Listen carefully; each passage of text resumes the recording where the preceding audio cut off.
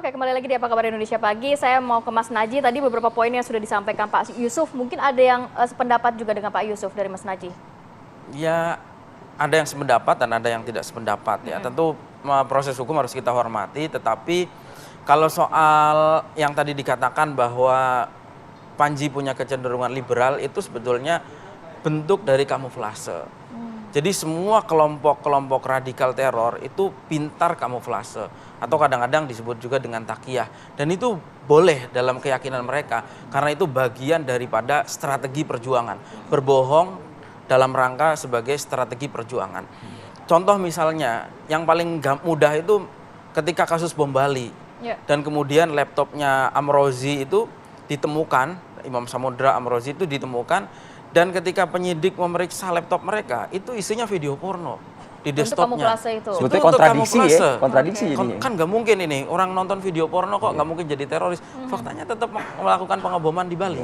Dan ya sekarang teroris sekarang kan sudah pakai celana jeans, sudah pakai kaos. Jadi cukup pernyataan dari anggotanya yang sudah ditangkap seharusnya bisa mengamankan Panji Gumilang saat itu. Untuk organisasi-organisasi yang sudah ditetapkan sebagai organisasi teror itu bisa sesuai Undang-Undang Nomor 5 Tahun 2018. Masalahnya adalah NII ini memang sekali lagi pemerintah saya kira belum pernah serius memang menangani NII.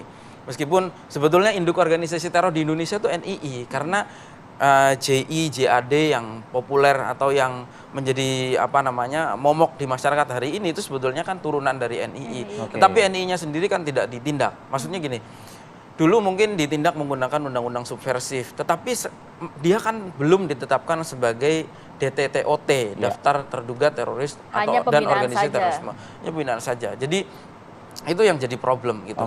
Nah, ini mestinya PR juga ya untuk pemerintah. Kalau memang pemerintah ini mau serius menangani persoalan NII, ya harus diajukan ke pengadilan sebagai DTTOT sehingga penanganan NII ini bisa dari hulu ke hilir. Gitu. Ya, Mas, kembali lagi Mas ke judul kita pagi hari ini. Kalau tadi Mas Naji di awal mengatakan kan tidak setuju dibina sebagaimana mungkin usulan atau arahan dari Wapres Pak Kiai Ma'ruf Amin. Cuma pertanyaannya begini, kamuflase yang tadi Anda sebutkan, seberapa dahsyatnya jumlah organisasi ini di dalam sebuah lembaga pendidikan Al Zaitun? Ya, kalau santri aktif itu kan estimasinya 6.000. Tetapi apakah pertanyaannya mereka terpapar semua atau seperti apa? Enggak juga. Nah, itu dia. Nah, gini. Nah, bagaimana cara kita membedakan antara yang berkamuflase dengan yang tidak itu? Nah, itu. Karena kan watak dasar dari organisasi radikal teror itu kan clandestine, organisasi yang clandestine. Nah, makanya yang bisa menangani ini ya intelijen. Tetapi intelijen itu kan sebetulnya informasinya juga saya kira ini bukan informasi-informasi yang tertutup amat gitu. Artinya ini kan persoalan sudah sangat lama sekali. Indonesia menghadapi NII ini kan sudah sangat panjang sekali, sudah hampir 80 tahun.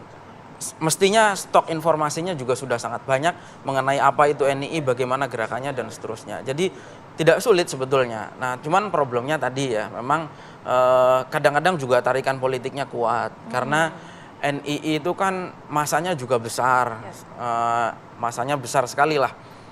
Estimasinya yang di KW9 itu kan 300.000. Al-Haidar mungkin menyebutkan angka jauh lebih besar lagi gitu. Nah, ini yang membuat semua politisi manapun tergiur untuk merangkul Al-Zaitun demi meraup suara. Hampir semua partai punya kepentingan dan anaknya Panji itu sudah pernah mencalonkan dari DPR dari berbagai partai. Demokrat sudah pernah, P3 sudah pernah, dan di pemilu ini juga dari PKB. Jadi gitu. ada faktor politis di situ. Dan ada calon tertentu, ya sebut saja Pak Wiranto lah, di TPS-nya Zaitun itu kan menang mutlak 100%. Kok bisa begitu gitu? Kan nggak mungkin kalau tidak ada arahan. Nah, ini makanya ya kita sih ngajak para politisi untuk tidak bersikap pragmatis lah. Kita menagih komitmen kebangsaan mereka. Ini Zaitun ini berbahaya, NII ini berbahaya. Jangan dibuat main-main hanya untuk kepentingan 5 tahun sekali. Mengembalikan kitohnya pondok pesantren ini begitu ya kan, agar kembali sesuai dengan koridornya begitu kan.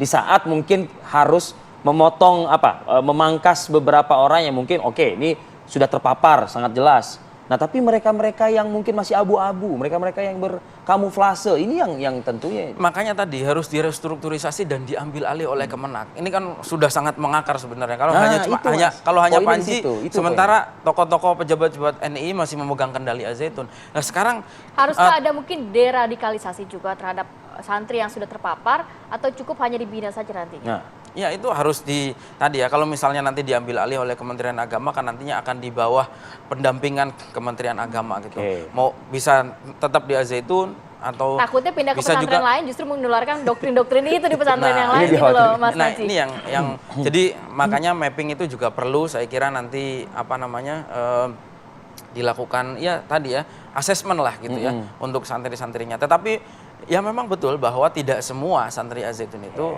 adalah NII karena sebagian ada yang memang mayoritas ini adalah orang tuanya santri ini adalah anggota NII. Meskipun ada juga orang umum yang masuk ke sana gitu. Loh, terpaparnya NII ini parah loh, Pak. Di Garut itu sampai ada Kapolsek terpapar NII. Baik, Udah ini sampai- juga harus jadi perhatian Dan, serius dan juga pastinya. menurut pemetaan Pemkab 41 dari 42 kecamatan di Garut. Jadi 41 dari 42 kecamatan yang ada di Garut itu ada populasi NII-nya. Tapi sepengetahuan Anda pusatnya di Al-Zaitun. Ya untuk KW9 pusatnya di Al-Zaitun.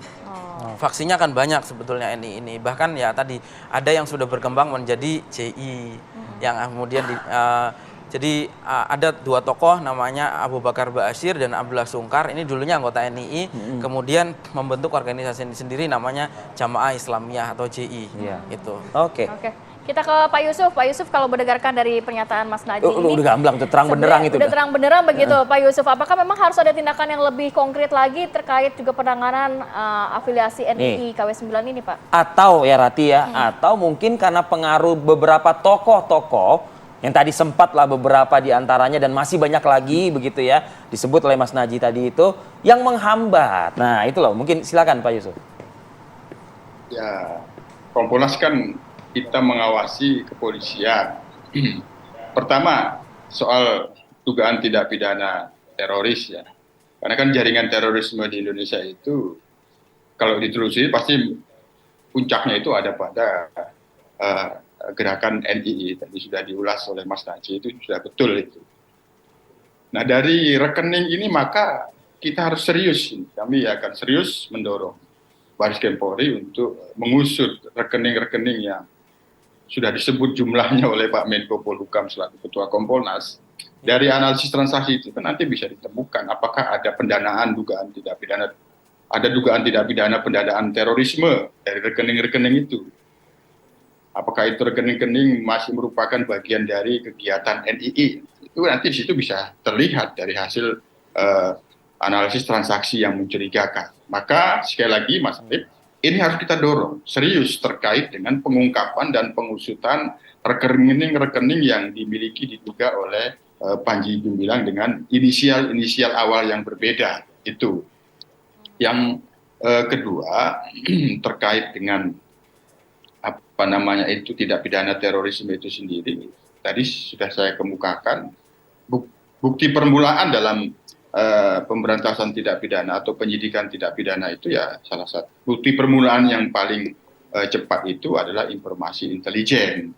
Nah, informasi intelijen terkait dengan Panji Gumilang ini kami yakin itu sudah ada. Nah, tentu badan yang fokus terkait dengan tidak pidana terorisme itu ada Densus 88 di Mabes Polri. Nanti kami lakukan pemantauan di Densus 88 terkait dengan aktivitas Panji Gumilang yang itu tadi sudah disebut-sebut oleh Mas Najih, sering anggotanya yang ditangkap menyebut pimpinannya itu Panji Gumilang, ya itu nanti kita pantau. Namun sekali lagi bicara tentang jaringan terorisme di Indonesia itu pasti terkait dengan puncaknya itu ada pada NII. Nah, dan cuman ini kan variannya sudah banyak. Sepakat itu, hampir di luar kita sebagai tugas anggota Kompolnas, apa yang dikemukakan oleh Panji Gumilang dalam video-videonya itu bisa dikatakan mencoba untuk membuat kamuflase, menutupi apa yang dimaksud dengan NII. Tapi tentu ini karena sudah masuk dalam ranah proses hukum,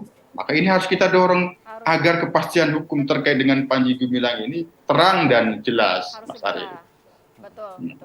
Baik Pak Yusuf, juga harapan masyarakat kita Kompolnas, kemudian juga Mabes Polri, juga Baris Krim Polri juga segera mengusut tuntas pastinya dan juga menetapkan tersangka itu yang ditunggu-tunggu ya. Terima kasih banyak Pak Yusuf sudah berbagi informasi. Mas Najih, terima kasih banyak sudah hadir pada pagi hari ini. Sehat selalu Mas. Assalamualaikum.